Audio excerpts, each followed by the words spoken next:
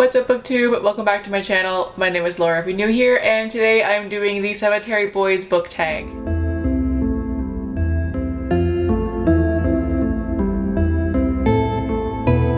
So Cemetery Boys, if you don't know, is this beautiful, wonderful book right here. It's by Aiden Thomas. I just finished it a few days ago and it was fucking phenomenal. Like, I don't even have words for how incredible this book was. I loved every second of it. It was without question 5 stars for me and for a lot of other people as well. It's about a transgender Latinx teenager named Yazriel who is part of a gigantic family of Brujaks who can see spirits and do all this fun stuff. They like literally live in a cemetery. It's fantastic. This book was just, again, phenomenal. Is really the only words that I can use to describe it. It was so beautiful and lush. I mean, like, the descriptions of food in this book, oh my god. This book made me so hungry just because of all of the descriptions of food. This book takes place a few days before the Day of the Dead, so they're all busy preparing and doing all the stuff needed for that holiday, which involves a shit ton of food, and I was just drooling reading this book. The descriptions of the culture and everything was just so incredibly descriptive and lush, and I just cannot get enough of this book. But I'm gonna stop rambling about it now and actually get on to the tag, which was created by Audrey over at Perpetual Pages, which of course will be linked down below, and all of the prompts for the tag are based on things that have to do with the book, but you don't have to have read the book to be able to do this tag. So even if you haven't read it yet, which you should read it, but if you haven't, still do the tag because it's really cute and this book deserves all of the hype. So before I start rambling again, let's actually get to the tag. The first prompt is Yazriel, who is our main character, which is to name an underhyped book that exceeded my expectations. And for this one, I'm choosing Magic for Liars by Sarah Gailey. I heard like nobody talking about this book. Maybe there were and I just didn't see it, but like I heard nobody talking about it and it was amazing.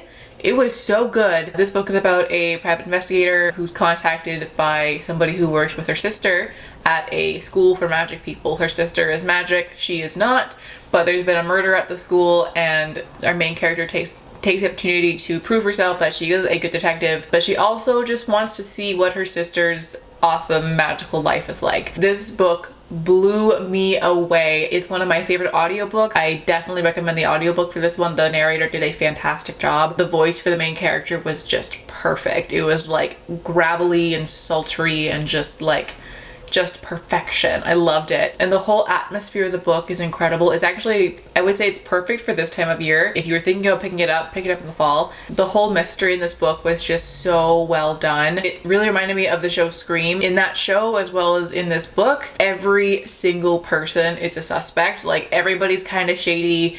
Everybody kind of does something or says something that makes you think, I think it might be them.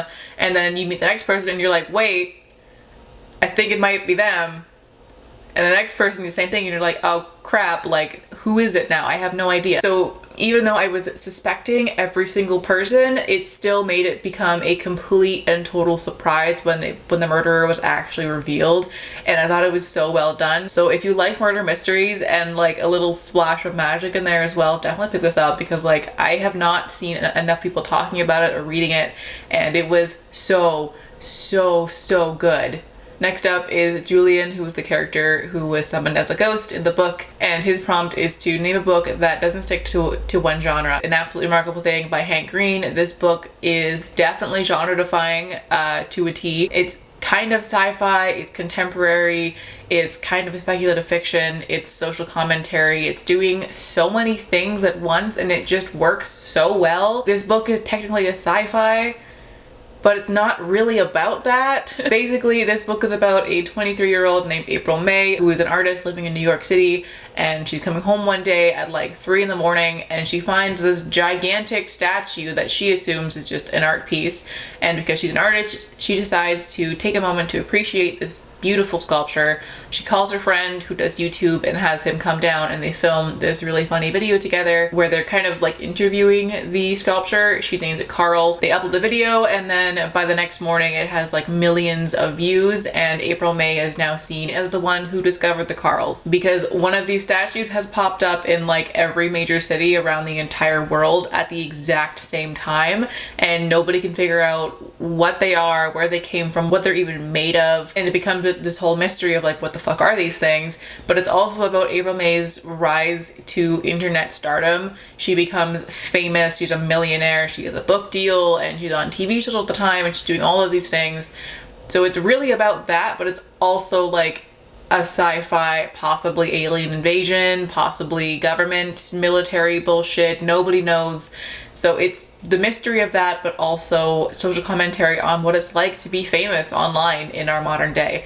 And it was a really, really interesting book that just defies all of the genres, and like it sits within the various genres that it's part of, and then just goes way over here. Like it just goes elsewhere, and it still somehow comes together and works in a really beautiful way. This book was fantastic. I think it got quite a bit of hype when it first came out, but I'm just late to the game as always. So I still haven't read book 2. But yeah, that one I feel like fits this prompt pretty well. The next prompt is for Maritza, who is Yadriel's best friend.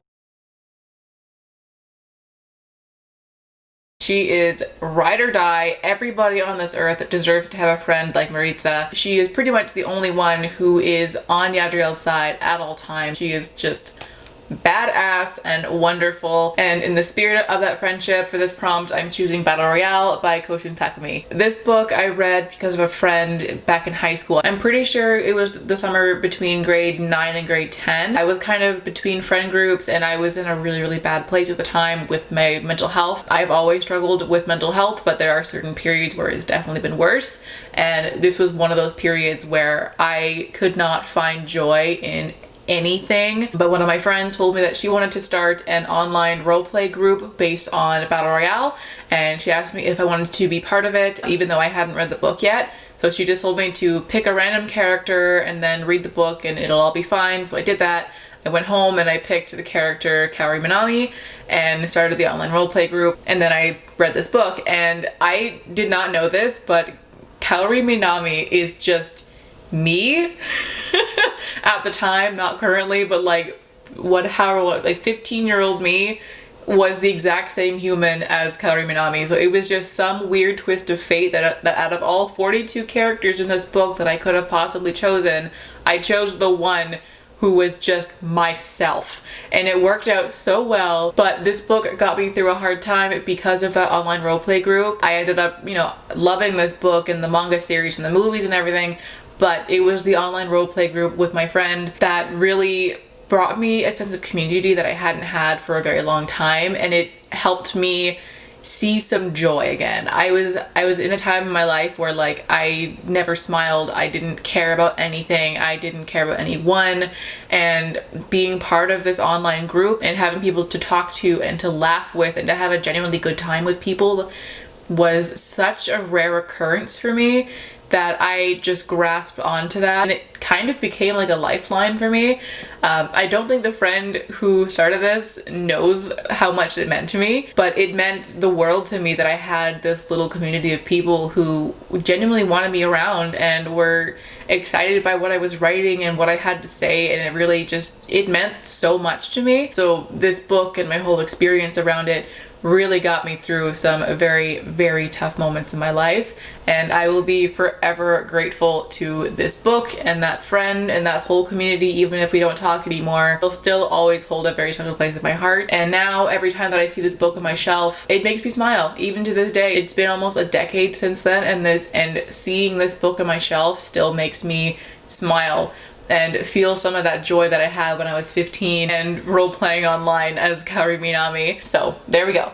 The next prompt is 15, and that is, what is your favorite coming of age story? For this prompt, I'm choosing the Winter Night trilogy by Katherine Arden, the first book being The Bear and the Nightingale. I've so far only read the first book, but it's such a beautiful, lush story that I have very little question that this is one of my absolute favorite coming of age stories. This book takes place in Russia several hundred years in the past, where they still follow the old gods, right on the cusp of when Christianity started taking over. So this book follows Vasilisa, who we watched grow up throughout this book and throughout this whole series as well. Vasilisa is somebody who can see the old gods. She's sighted and she's kind of friends with them. She's kind of a wild girl. She doesn't care about, you know, social constructs of what a girl should be. She kind of goes off and does her own thing. But when her father remarries and brings his new wife to their very northern village, she brings with her Christianity and a priest, and she's also sighted, but she sees the spirits and the gods as demons rather than what they are, which are protectors. And so she starts turning the people in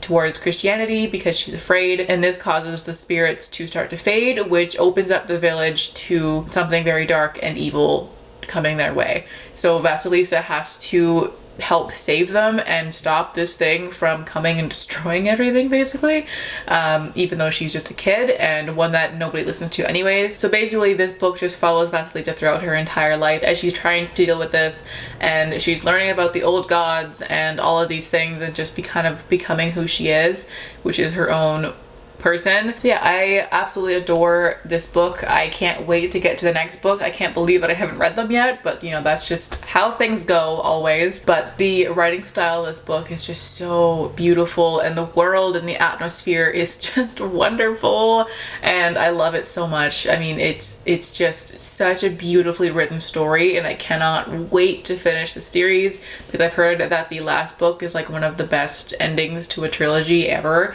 so I can't wait to get to it. The next prompt is Dia de Muertos, and that is a backlist book that you wish you could bring back and hype it up again. And for this one, hear me out, but I'm choosing both of Connor Franta's books. So I have A Work in Progress here, as well as Note to Self, which I don't own, but I have read and I loved it. So kind of an odd pick, but the reason that I would want to bring up the hype for these books again is because the photos that people took for Bookstagram for both of these books were stunning. They were so beautiful. Like, every single person who photographed these books just nailed the aesthetic so perfectly. It's like very soft and pastels and pink, black coffee and minimalism and all of these things that were just so perfectly suited to both of his books, and I guess just Connor Franta in general. So basically I want the hype for these books to come back because I want that kind of beauty on my Instagram feed again, which is a very weird reason, but like, whatever. The photos are gorgeous. Just go look it up on the Instagram tag because it is just so gorgeous. So beautiful. Next up is Pen de Marzo, which is a story you wish you could offer to your loved ones. And for this one, I'm choosing The 10,000 Doors of January by Alix E. Harrow. This is one of my favorite books of all time, which I don't own it, and I don't know why I don't own it, but for some reason I don't have it. But I read this one last year, and this book is just what's in my soul, basically. Like, if you really want to understand who I am at my core, read this book. There's a character in this book, I can't think of her name right now because I'm so bad with names, but it's the character at the beginning of the book who meets this boy from another world and then spends her life trying to find doors to the other worlds and find her way back to this boy. And she finds him, she finds the doors, she finds dozens of doors, and she just ends up living her life in and out of other worlds, and then making a life for herself in a new one. And like, if there is anything that I could have in this world, that would be it. I have been searching for my own doors literally my entire life. Before I was a reader, before I knew that portal fantasy was even a thing. As a child, I used to look underneath logs and knock on trees and look for doorknobs in flowers all the time because I so desperately wanted to find a door to another world, to find a door that would take me home, basically, which sounds so lame, I know, but that's just who I am. I've always been searching for the magic that I know has to exist in this world, and I just can't see it. So my entire life I have looked for these doors, and I've looked for magic, and you know, my adult brain has kind of taken over, but my heart and my soul is still that child that believes in magic. And reading this book, it just rekindled that childish joy that I kind of lost for a long time as I was growing up. And I can't even really explain to you how this book makes me feel and how that character makes me feel. So if you ever want to know what's in my soul and understand the longing that I have for magic, read that book, and it basically just describes you exactly the person who I want to be, and it's that character to a T. The next prompt is tether, and that is to describe a book that you feel most connected to. And for this one, it's a book that it's one of my favorites to ever exist, but I don't own it, and that is In an Absent Dream by Seanan McGuire. This is book 4 in the Wayward Children series, which is like hands down one of my favorites to ever exist. And I love this book the most for very similar reasons to my last answer with the 10,000 Doors of January, and that's because the world in this book is my home. This is a portal fantasy series about a school that's filled with children who had found their doors. They had gone to other worlds and for whatever reason had to come back, and now they have to live in this world that is not their home, that they don't belong in, and they're either waiting for their door to open again so they can go back home, or they learn how to deal with living here. Really? So every book in this series is just fantastic. I absolutely adore these books. But the 4th book follows a girl named Lundy, and her door opens up to the Goblin Market. And in the Goblin Market, there's no money. Everything is paid for fairly. So it's a very logic-based world that's also very fantastical. So it's like a giant farmer's market full of mythical creatures, which is amazing. Like, I want that. I want to go there, but I also just want to live there because my brain thrives on a weird combination of magic and logic. I love the magical, fantastical elements that I find in everyday life, but I also need order and fairness. Like, fairness is such a big thing for me, doing everything equally, and the way that it's done in this book is so interesting. It's just so perfectly what I need. Like, just reading this world, it put my mind at ease. It like eased my anxiety. I mean, like, this world is so perfectly made for me that like I know that if magic does really exist and I ever do find my door, that is where I would go. Like, there is nothing that could make me happier than to live in the Goblin Market. It just feels like that's where I'm meant to be. Like, there's a part of my soul that's like there, and then a part of it that's here, and that part of my soul is trying to like drag me over to the Goblin Market, and I want to go, but I can't because I'm a human. So so basically this book and the 10,000 Doors of January very much go hand in hand for me. They do the same things to my soul, and it just I love them so much. Anyways, before I just start gushing about how much I want to not be on Earth, I'm gonna move on. The next prompt is Portaje, which is a book that was passed on to you. And for this one, I'm choosing Warriors by Erin Hunter. I have had this book for about 15 years. My grandparents gave it to me for Christmas when I was 9. And this is the series that made me a reader. It shaped what is arguably one of the biggest parts of who I am. For me, and I'm sure for a lot of us, reading is more than just a hobby. It's a part of who I am. It's just a part of my core personality, and this is the book that started it all. I did enjoy reading before I started this series, but it was more like casual. Like, I didn't really care about what I was reading. I was just reading when I was bored, basically. So I read before this, but I was not a reader until I was given this book. But you can see how beat up this book is because I've read it so many times. The spine is cracked and the pages are coming off and it's ripped and it's so yellow. I open it and it just lays completely flat. The glue is wearing out. I mean, I couldn't even count how many times I've read this book in this entire series, really, but mainly the first book. If I had to guess, it's at least a dozen times. I loved this book. I love this series. I might not ever finish this series, but it will always hold the most special place in my heart for the rest of my life. So thank you always to my grandparents for giving me this book. In a way, they're the reason that I'm who I am right now, or at least like part of who I am. So yeah. I love this book. The second from last prompt is Wet Binder, which is a book that you're stuck on. I love this prompt. I don't currently bind, but when I first came out as non-binary, I explored my more masculine side for a while. So I didn't have like a proper binder. I was just wearing like multiple sports bras. So I don't fully understand the wet binder, but I do a little bit. Like, I mean, like the sports bras when they were wet was awful. So not as bad as a real binder, I'm sure, but it was still horrible. I'm low-key glad that I don't feel the need to bind currently, because like that was awful. So but the answer to this prompt is another book that is one of my favorites of all time, but I don't own.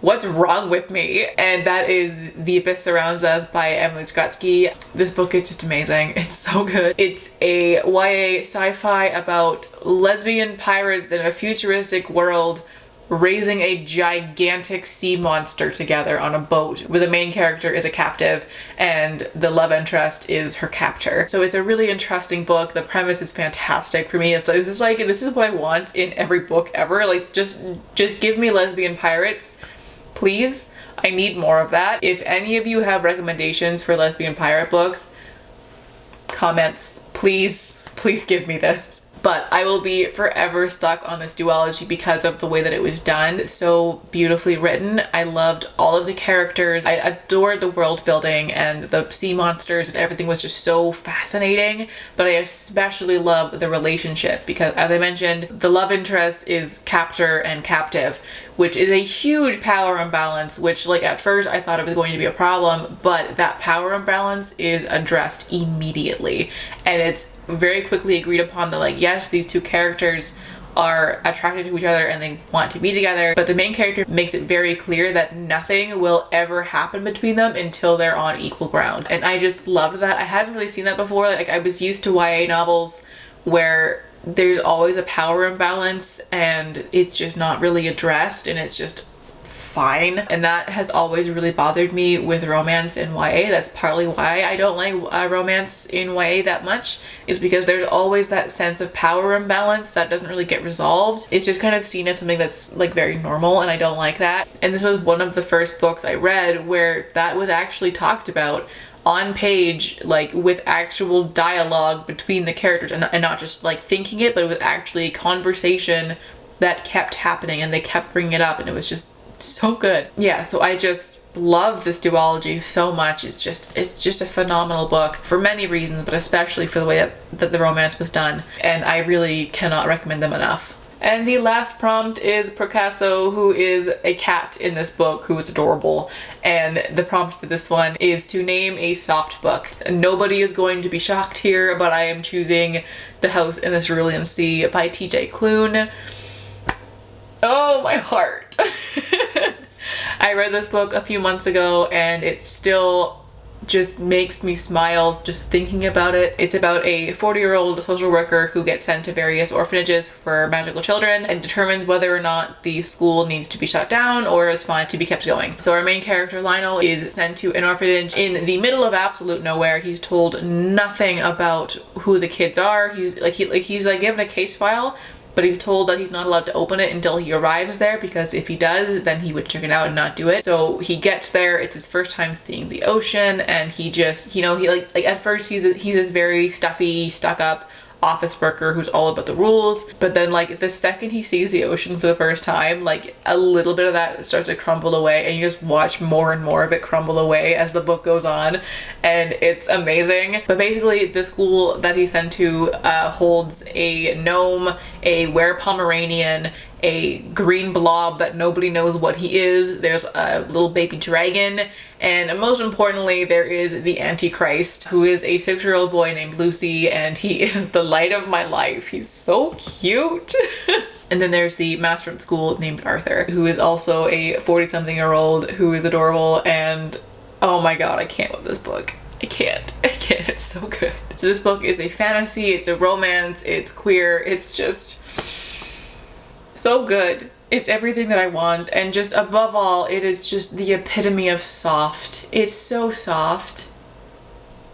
It's so good. Also has a cat character too, because Lionel, when he was, you know, all of a sudden given this task to go to the school, had no one to take care of his cat, so he brings his cat with him, and then they just become a family.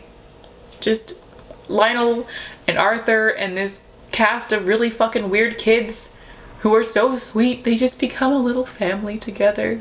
And it's so wonderful, and I'm gonna start crying right now. So I'm gonna stop there. That is all the prompts for this tag. So definitely go and check out Cemetery Boys if you have not yet picked it up. You will not regret it. And also check out Audrey's video, and just their channel in general is just fantastic. I'm a big fan of Audrey. So go check them out, watch their videos, give them some love, especially this tag, which they worked so hard on, and I think is fantastic. I think it's a really cute tag, and I had a lot of fun doing it. But that'll do it for today. So thank you guys so much for watching. I hope you're all having a fantastic day wherever you are in the world, and I will catch you guys later. Bye!